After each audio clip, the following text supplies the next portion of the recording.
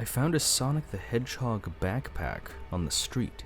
It was bigger than I expected, fit for a grown man rather than a child. It was made to look like Sonic's face, with 4 quills poking out the sides. The fur used to coat it was worn, clumps of blue fuzz falling off even as I held it. Like any upstanding citizen, my first instinct was to find out who it belonged to. I peeked at every corner of the backpack for any identifying information. There was nothing. Unzipping the main part of the backpack, I looked inside.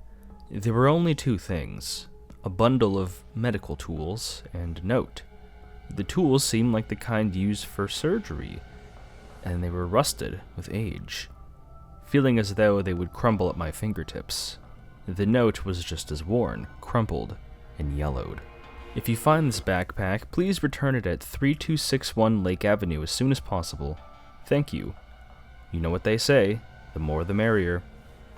Lake Avenue. I lived close. Might as well drop this thing off, I thought. I walked all the way back to my block, backpack in tow. As I strolled past my house, my cat Elise glared at me from the front window. I waved at her and continued to the next few blocks.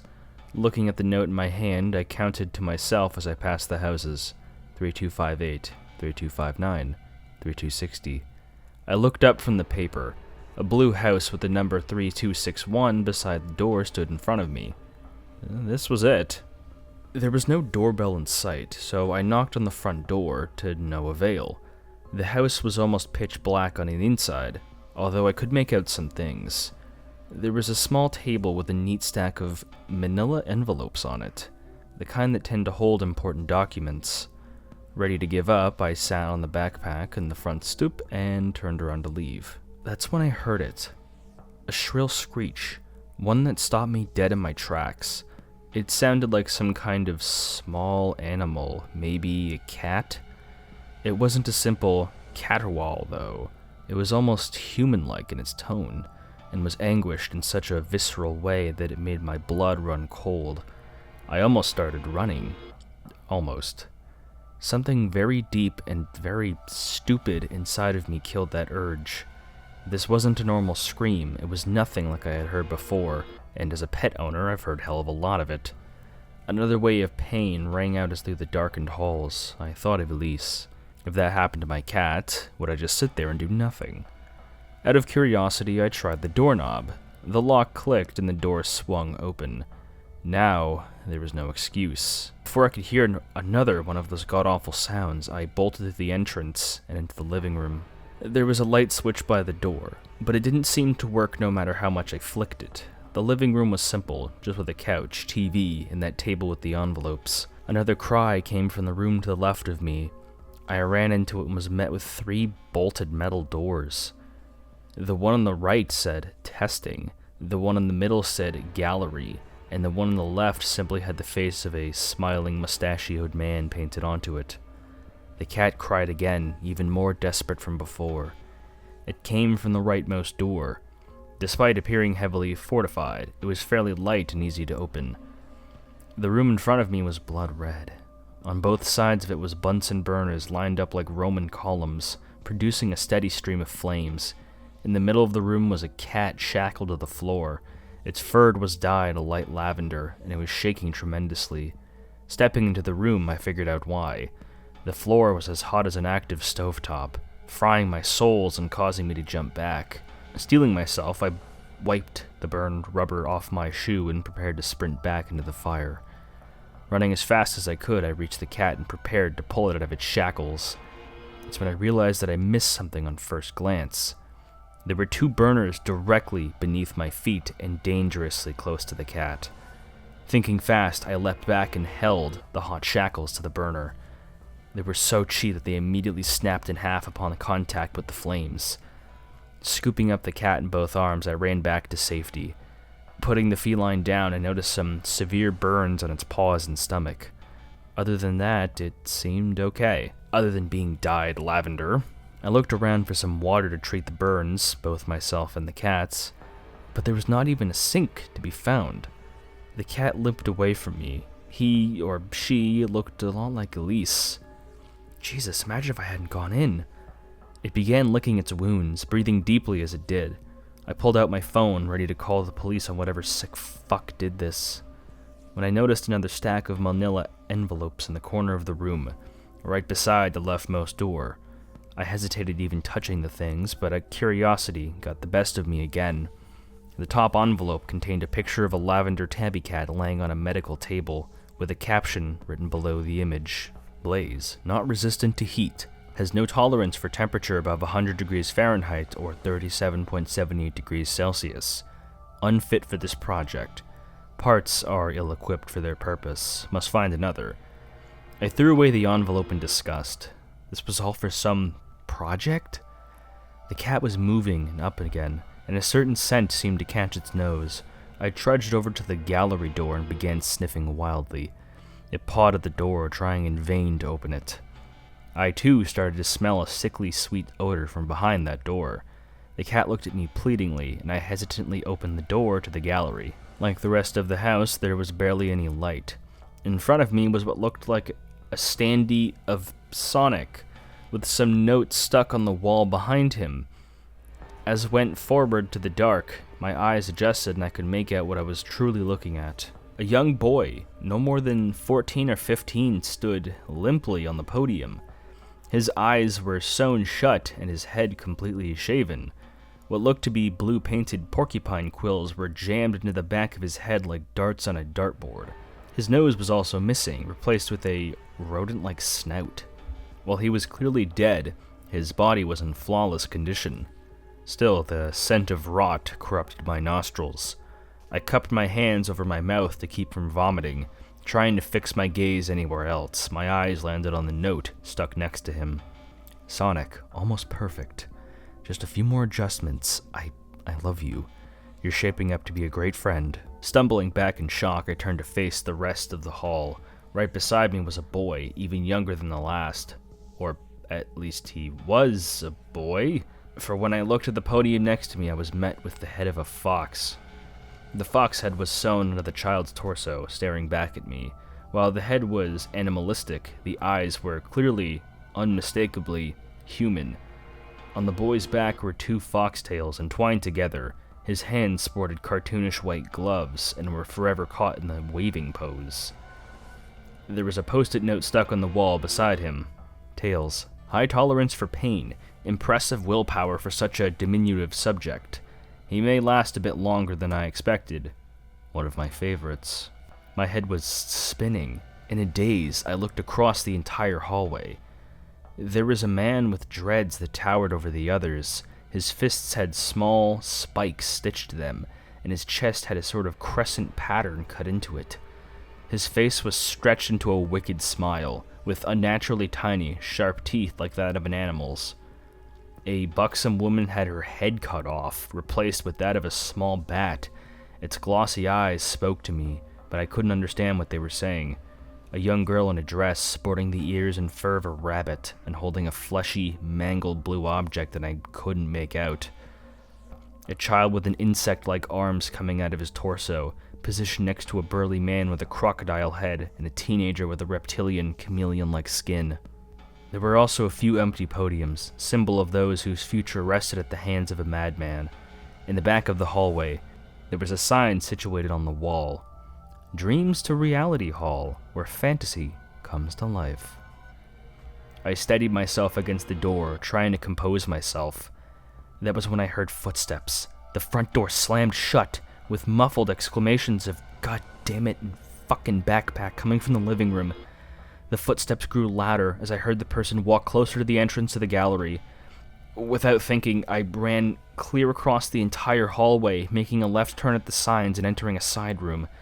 In front of me was a small table and chair with more manila envelopes. From the back of the house, I could hear the man scream in frustration. He must have noticed the missing cat. As I looked for a way to escape, I felt something rubbing up against my leg. Stifling a scream, I looked down and saw it was only the cat, who had completely forgotten amidst the horror of the gallery. It looked up at me, tortured, but with a spark of life beneath the pain. It began to cough violently, causing me to cut my hand over its mouth in panic. I heard someone sprinting through the gallery, footsteps growing in volume as the seconds of my incantation passed by. He was coming, Scanning the room again, I noticed a small window in the upper corner. It was certainly enough room for the cat, but what about me? Picking up the chair, I forced one of its legs to the window. The cheap pane shattered like ice and left a gaping hole big enough for the cat to fit through. With the cat in tow, I pulled myself up through the window, broken glass stabbing my sides. It was just barely thin enough to slide through the other side. Landing face first in the glass, I got up immediately and ran to safety, wherever safety was. The cat bounded into the woods behind my house, lavender tail bouncing with every step. I gripped my sides, bleeding profusely from my abdomen. I ran until my body gave in, nearly collapsing on the sidewalk from the pain. At least I was far enough away from that hell house to safely stop and call the police.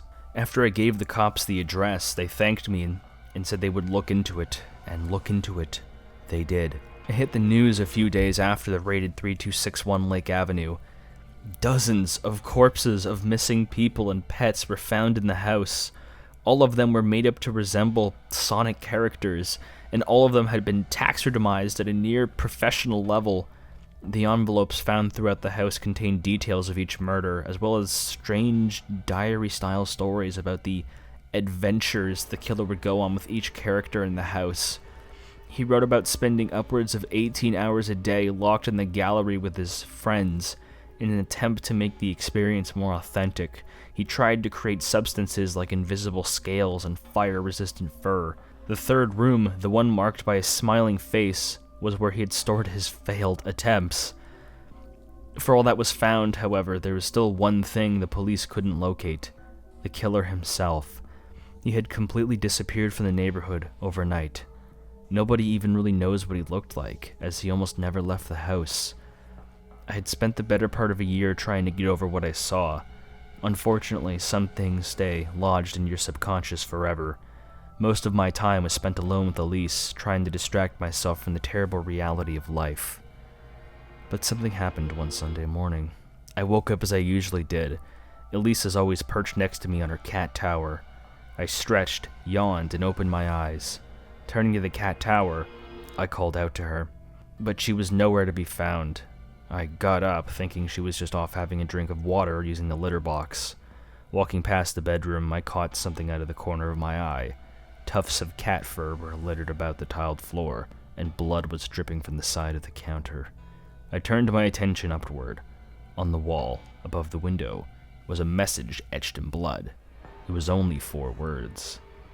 The more the merrier.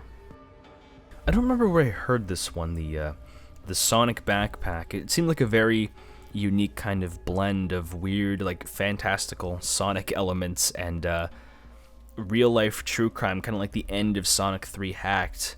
And people seem very receptive in the comment section, what I'm seeing here, like a lot of 9 and 10s out of 10s, but I unfortunately did not feel this way. I will say the story is very competently written grammatically, which is kind of a rarity for Sonic stories and creepypastas in general. It's kind of a rarity for a lot of these stories to not require a lot of takes, because they're just so poorly written. So whomever wrote this clearly did their research and graduated from English class. So I applaud them for that, but just my suspension of disbelief was definitely not broken here. I have to claim that some psychopath is kidnapping random animals and kids and like just torturing them to turn them into Sonic characters, like some kind of commentary on weird obsessive Sonic fans. I guess, but I don't know, it just seemed kind of ridiculous how he would model his entire house to look like the main menu of like a Sonic game. He has like an Eggman door and a gallery door. Like, maybe some people could suspend their disbelief for that, but not me. That's just ridiculous, to be honest. I really don't understand how anyone thought that'd be fun. And the conclusion is like, are you really telling me this guy who just like hacks and butchers people, multiple children, multiple missing kids at that, and he wouldn't leave any evidence in his house? And it's like, oh, he didn't leave his house, nobody knows what he looked like. Really? Nothing? Not to say that some stuff like that wouldn't feasibly happen, but like, I guess the protagonist wouldn't know if he's just involved. But I feel like the police would be more involved if there was a direct witness who was injured on the premises. They would have to talk about it, but the story kind of sidesteps that. So it makes the conclusion of the guy coming back to the neighborhood and kidnapping his cat kind of whatever, like, okay. This reminds me of another creepypasta. I don't remember the name of it. It's been so long, about a father-son duo who robs people, but they go on like a planned heist to rob some rich guy, and then it was all a ploy by their mother, and they get like mutilated into weird cat people. And that story was stupid because like just the idea of someone honestly trying to sew animal parts onto children to make them look like Sonic characters is kind of ridiculous, and it doesn't stick the landing. It was kind of a bad ending. It's kind of a ridiculous story, very competently written, much more than most stories, but this one was kind of a dud for me. I don't know if would anyone else like the story? I'm sure someone would defend it with their life, seeing as I'm reading it off the Lost Episode Creepypasta Wiki, which betrays the name because it's more just a separate landing site for stories rather than specifically lost, heckin' wholesome lost media stories. But let me know how you thought in the comments section below.